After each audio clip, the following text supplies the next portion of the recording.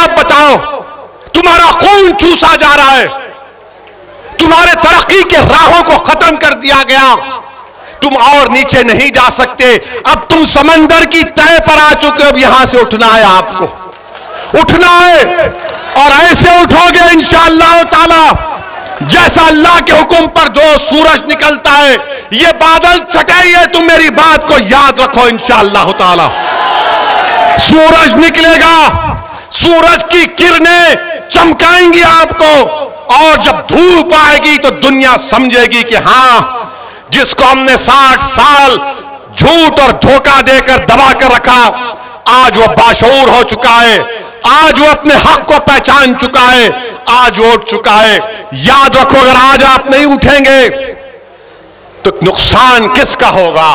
भाई, मैं आपसे अपील कर रहा हूं कि जिंदगी में एक मर्तबा कभी अपने आप के लिए वोट देकर देखो। तुमने बरसों इन तमाम को वोट दिया, क्या हासिल हुआ तुमको बताओ? मेरे अजीज दोस्तों और बुजुर्गों, क्या आपको मालूम कि उत्तर प्रदेश में लोकसभा के चुनाव में सपा और बीएसपी मिले तो 75% मुस्लिम वोट इनको मिला। 75% आपने झोली भर भर के दिया इनको। आपके दिमाग में बात पैदा हो कि डालना है मुझे, मोदी को हराना है। अच्छा किया आपने, मगर हुआ क्या? अखिलेश यादव के घर के 3 लोग हार गए, हारे ना। कांग्रेस पार्टी के राहुल गांधी अमेठी से हार गए, हारे ना। और वो हमको बोल रहे कि हम यहां पर क्या कहा, विजिटर हैं, मेहमान हैं। प्यारे, तुम्हारी मेजबानी मैं करने आया हूं। 15 लोकसभा सीट पर सपा और बीएसपी कामयाब हुए। एक सीट पर मोहतरमा सोनिया गांधी साहिबा कामयाब हुई।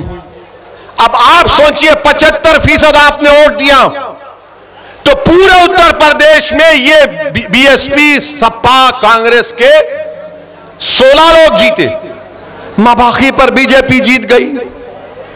मैं जिम्मेदार हूं इसका। क्या मेरा कैंडिडेट था? क्या मजलिस इत्तेहादुल मुस्लिमीन का कोई उम्मीदवार था? फिर कैसे जीते? तो मालूम हुआ कि हमारे हिंदू भाइयों ने 71% हमारे हिंदू भाइयों ने 2019 के पार्लियामेंट के चुनाव में नरेंद्र मोदी को अपना वोट दिया। इसका जवाब दो। जो असदुद्दीन ओवैसी पर इल्जाम लगाते हैं, तुम्हारा इल्जाम झूठ है। कैसे हार गया तुम्हारा राहुल गांधी? किसने हराया राहुल गांधी को? क्या मेरे अजिन्नात उड़कर अमेठी को जाकर लोगों को बोले? क्या मैंने कान में आयतल कुर्सी पढ़ के फूंक दिया सबके? फिर कैसे हारा राहुल गांधी बताओ? राहुल गांधी इसलिए हारे क्योंकि उनको मुस्लिम वोट मिला मगर हिंदू वोट नहीं मिला, इसलिए वो हार गए। वो केरला जाकर जीतते, वायनाड क्यों जीतते? इसलिए जीतते हैं कि उस कॉन्स्टिट्यूंसी में 35% के करीब मुसलमान हैं, वहां पर जीत गए। अमेठी में नहीं थे, अमेठी में हार गए। मगर हारने का राज, हारने की वजह नहीं, ओवैसी की वजह से हारे। यानी अब ये हाल हो गया कि अगर इनके घर में कल भैंस दूध नहीं देगी तो बोलेंगे ओवैसी सामने से गया था। कल सुबह 4 बजे सुबह में मुर्गा बांग नहीं देगा तो बोलेंगे नहीं, ओवैसी की तकरीर रात में मुर्गा ने सुना था इसलिए पुकारना भूल गया। और अगर कोई 50 साल का होकर भी शादी ना करे तो बोलेंगे नहीं, इसमें भी सोचना पड़ेगा क्या वजह है। यानी हर चीज की जिम्मेदारी मुझ पर, हर चीज की जिम्मेदारी मुझ पर। मेरे अजीज दोस्तों और बुजुर्गों, मैं आपको ये बताने आया हूं कि हर समाज का लीडर है, हर समाज के पास उनकी एक सियासी पहचान है, उनकी क़यादत है और इसीलिए उनके मसाइल हल होते हैं। पूछो, आप बताओ अपने आप से कि CAA का जब कानून पार्लियामेंट में बनाया जा रहा था, पूरी पार्लियामेंट में बीजेपी के 300 MP के सामने, अमित शाह के सामने किसने बताया कि CAA का कानून काला कानून है?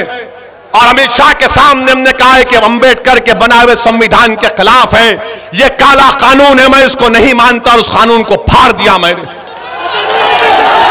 आप बताइए, ये लोग क्या कर रहे थे?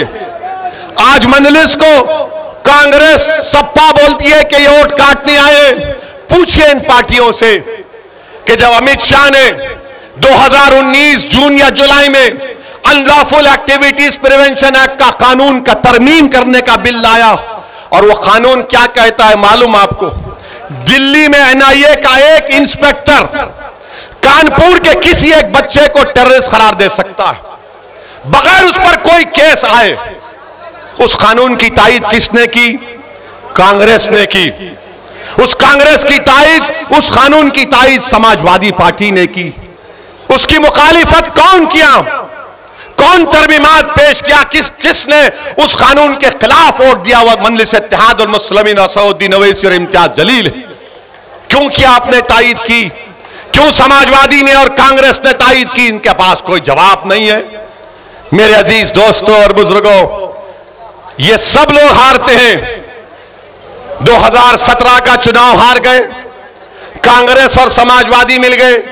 तो एक गाना, क्या गाना था वो शौकत, कि यूपी को ये दो लड़के पसंद है। कहा था ना, यूपी को ये दो लड़के पसंद है। बह गए 300, बीजेपी जीत गई। फिर आपने 2 साल के बाद पार्लियामेंट में बहन जी के साथ अलायंस किया, आप नहीं जीत पाए। अब हम जब आ रहे हैं, अच्छा मंजलिस क्या करती है? हम सिर्फ भारत के पार्लियामेंट के इलेक्शन में 3 सीट लड़े। एक हैदराबाद की आवाम को लाखों सलाम, हमने बीजेपी को फिर से हराया। नरेंद्र मोदी आकर मेरे खिलाफ कैंपेन किए। आपके मुख्यमंत्री को भी लाया गया था, बाबा भी आए थे। फिर ये राहुल गांधी भी आए थे। चार मीनार के दामन में जलसा किए। कांग्रेसी कह रहे थे कि हमको जलसा करने नहीं देगी मंजलिस। हमने कहा करो चार मीनार के दामन में। हमारे लोकल डीसीपी साहब बोले कि सर आपको कोई एतराज नहीं है। बोले हम क्यों एतराज है, कोई कहीं पे कर सकता। जलसा किए। मीडिया के लोग आकर पूछे कि इनका जलसा हुआ। मैंने कहा हाँ, ये चार मीनार हमारे अब्बा की इमारत है, अब्बा के सामने आई है। कुछ नहीं चला, हार गए। अरे हर चीज की जिम्मेदारी मंजलिस पर डाल दो, क्योंकि लोग जानते हैं कि जिस दिन भारत का मुसलमान इन बातों को समझ जाएगा कि मेरे वोट की कोई कीमत नहीं है और मेरे वोट से मोदी बीजेपी नहीं जीत रही है, मैं अपने वोट का सही इस्तेमाल जब करूंगा, जब अपने पार्टी के उम्मीदवारों को कामयाब करूंगा, जब हम मुत्तहिद रहेंगे, आपके दिलो दिमाग में शुकूक और शुबात होंगे। अरे नहीं, इसको वोट देंगे तो क्या होगा। मेरे भाई, मैं आपसे अपील कर रहा हूं कि जिंदगी में एक मर्तबा कभी अपने आप के लिए वोट देकर देखो। तुमने बरसों इन तमाम को वोट दिया, क्या हासिल हुआ तुमको बताओ। तुमने आज हम तमाम ने सुना कि अतीक साहब की अहलिया हमारी बहन है। उस बहन अपने शौहर का खत पढ़कर सुना रही थी तो जज्बात से मगलूब हो गई। 5 साल से अपने शौहर को नहीं देख पाती। बच्चे अपनी बाप की मोहब्बत से महरूम। घरों को डमालिश कर दिया गया। आजम खान जेल में है, बकरी चोरी के केस में केस बुक हो जाता है। मुख्तार जेल में है और उत्तर प्रदेश की जेलों में 27% मुसलमान। ये गवर्नमेंट ऑफ इंडिया का डेटा है, अंडर ट्रायल है। उत्तर प्रदेश में 5 साल और 15 साल के दरमियान में जो बच्चे स्कूल को नहीं जाते, 60% मुसलमान है। उत्तर प्रदेश में अगर ग्रेजुएट सबसे कम निकलते हैं तो मुसलमानों के 2%। बताओ फिर कब उठोगे आप, कब उठोगे आप बताओ। तुम्हारा खून चूसा जा रहा है, तुम्हारे तरक्की के राहों को खत्म कर दिया गया, तुम और नीचे नहीं जा सकते। अब तुम समंदर की तह पर आ चुके हो, अब यहां से उठना है, आपको उठना है और ऐसे उठोगे इंशाअल्लाह ताला जैसा अल्लाह के हुक्म पर जो सूरज निकलता है। ये बादल छटाई है, तुम मेरी बात को याद रखो। इंशाअल्लाह ताला सूरज निकलेगा, सूरज की किरणें चमकाएंगी आपको, और जब धूप आएगी तो दुनिया समझेगी कि हां, जिसको हमने 60 साल झूठ और धोखा देकर दबा कर रखा, आज वो बाशऊर हो चुका है, आज वो अपने हक को पहचान चुका है, आज वो उठ चुका है। याद रखो, अगर आज आप नहीं उठेंगे तो नुकसान किसका होगा?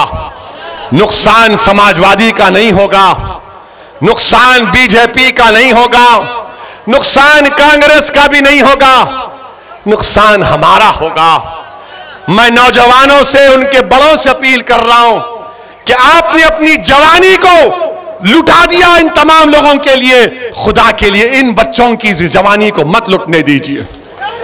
मैं अपनी मां और बहनों से अपील करने आया हूं कि आपने रातों में कभी तुमने चैन की नींद नहीं सो सकी। हमारी मां रात में करवट लेती थी कि मेरा बच्चा अभी तक घर को नहीं आया, मेरे बच्चे का स्कूल के फीस का इंतजाम कैसे करेंगे, मेरे शौहर की नौकरी का क्या होगा।